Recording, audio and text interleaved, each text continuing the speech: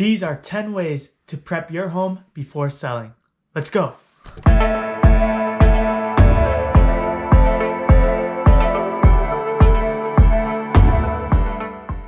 Welcome to the channel. We are a few days from the new year, which means we're only a couple months away from the spring market, when everyone comes out and is ready to buy a house. It's like going on a first date. The first impression matters. What can you be doing right now to make your home stand out amongst the rest? That's what we'll be covering today. And before we jump in, make sure you hit that subscribe button. Let's get to it. Number one is painting. Before you put your home on the market, it's always a great idea to put a fresh new coat of paint. When choosing your paint color, you probably want to go with a neutral color like white or gray. You probably don't want like a color like this, a bright orange or bright pink, something crazy. You want something that is very neutral, especially if your target is a first-time home buyer. They don't like to do any work, so putting in that fresh new paint would be very helpful.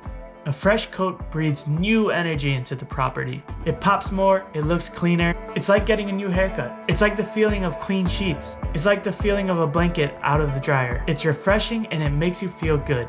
Number two, staging. What is staging? Staging is furnishing the property.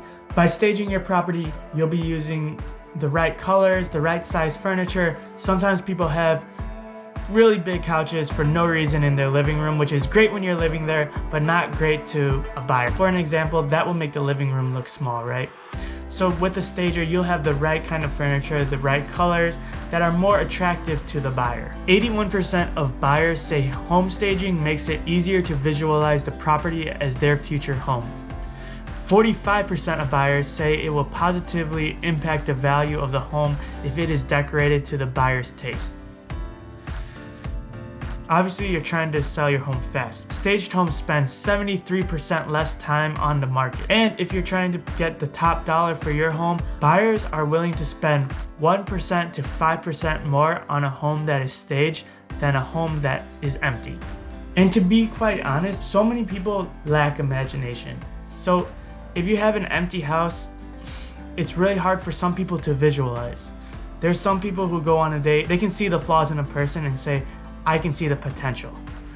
Other people aren't like that, and that's kind of like how some buyers are. But God bless the people who can. $30 in a bathroom goes a long way. You can do new curtains, new towels, new mats. It does not cost a lot to make a bathroom visually appealing. Number three, curb appeal. According to the University of Pennsylvania, it takes someone just 3 seconds to decide if they are attracted to you or not. You could imagine it's kind of the same with homes. Curb appeal refers to the outside of the home, the first thing you see when you park, the first thing you see when you roll up. Remember, sometimes the first impression is the only impression. So if there's extra leaves that are on the ground, rake those up, get them out of the way, give the grass a nice cut. If it's summer and your grass is dried out, make sure you're watering your lawn. If possible, reseal the driveway. All these little things help that first impression to help things go right, to help the buyer feel good right from the start. Number four, depersonalize, declutter. Maybe your home has a bunch of pictures of cats because you love cats, which is great for you, but not great for someone who likes dogs or don't like pets at all. It distracts from the property itself. So you want to remove and declutter those things.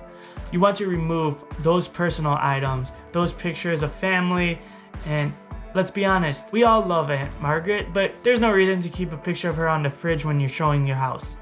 So remove the magnets, remove the pictures, the family pictures as best as possible. In the kitchen, you want to clear the counter space as best as you can. The more counter space there is, the larger the kitchen feels. I get it, you might have a Keurig. So what? We're putting it in the garage. We're trying to clear as much space as possible. Another thing that people forget to organize or declutter is the medicine cabinet. I always suggest just get rid of everything in the medicine cabinet during the showing or the open house. Put it in storage or put it in a box in the basement. Number five is clean. Clean, clean, clean, clean, clean. If you need to hire someone, clean. If you have a fan, dust the blades. That's disgusting. I can't believe how many homes I walk into and you can see a spider web in the corner. You're trying to create this good energy for a buyer who enters your home all the way till the end, right? And you have to remember that they're gonna be seeing multiple homes. And then when they're in their car or back at home and they're trying to remember each of the homes, they're gonna remember, oh wait, like because the experience was smooth and they didn't see little things like that, they're gonna have a better recollection of your home. Dust everything, clean everything. I'm gonna make another point for this because many people forget to do this. Number 6, sweep unfinished surfaces. This means the patio, the deck, the garage. If you have an unfinished basement, sweep the basement floor. You want everything to be clean, not just the inside of the house, not just tiles and wood floors, and yes, even the driveway. You might feel stupid doing it, but just do it. Number 7. Sometimes when we ask the sellers to declutter, they just end up throwing everything into the drawers or into the closets. And people actually look at the closet space when they're trying to buy a home. So yeah, a buyer can see like, oh, they just put everything in here. How much better is it if they open the door and see an organized closet? What that shows is that there's enough space. The closets are big. You can keep things organized in here. Whereas if you're just stuffing the closets full, they're just gonna be like, oh, okay. So then again, that's one of those things that kind of ruin the energy of this person viewing your home. We want to make it as easy as possible. We don't want any of those kind of awkward moments. Number 8, neutralize the odors. I'm just gonna say this. Sometimes when you walk into a home, you could smell you're in someone else's home. So to fix this, get some Febreze or nice scented candles. So you want to neutralize these.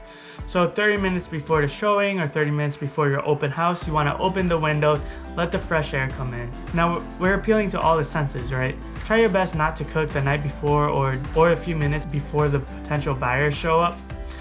Number 9, light. Let there be light. Natural light is one of the more important factors when home buyers are viewing a property. The more of it, the better. So make sure you can show as much as possible. That means opening the curtains, opening the blinds. You definitely want to have all the lights on as well, even if it's during the day.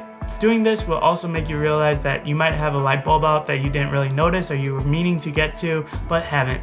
Make sure you fix all those light bulbs. It just seems kind of corny when you're asking $400, $500, $600 or more for a house and you don't have the light bulbs working. So let's avoid that as well. One day I was taking photos and the day of the photo shoot, I turned on the lights in this condo and then one light bulb was out. And these were like fancy light bulbs. So I had to go to 3 different stores just to find this light bulb.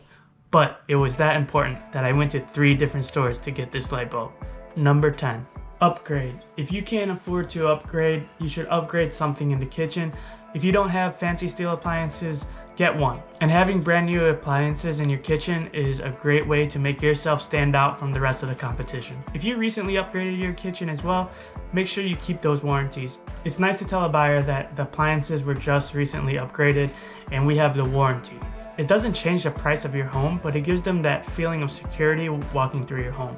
So there you have it. Those are 10 ways to prep your home before getting ready to sell. Did you learn something? If so, give this video a thumbs up, share it with your friends. Thank you so much for watching and I'll see you on the next video.